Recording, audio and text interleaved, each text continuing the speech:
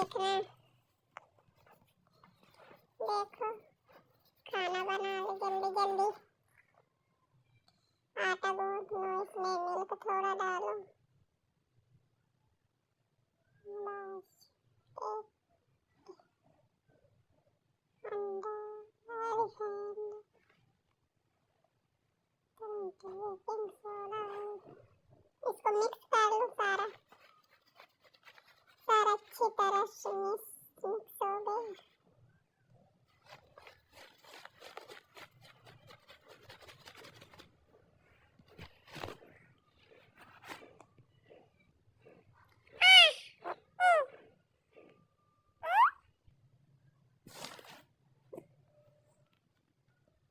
अच्छी तरह से इस सांचन में भर दो, फिर इसी तरह पका लोगे। अच्छे से देखना बिस्कुट बन गया, केक बनाओगे।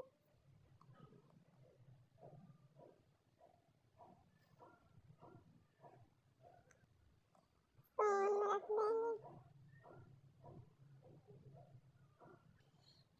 अब पक गया अच्छी तरह, इसको बाहर निकाल लिया है। अब इनको प्लेट में निकाल लूंगी।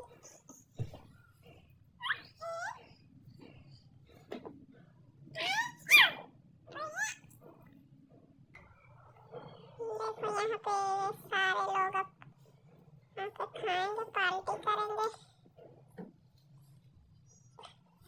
लोग आ गए पार्टी करने।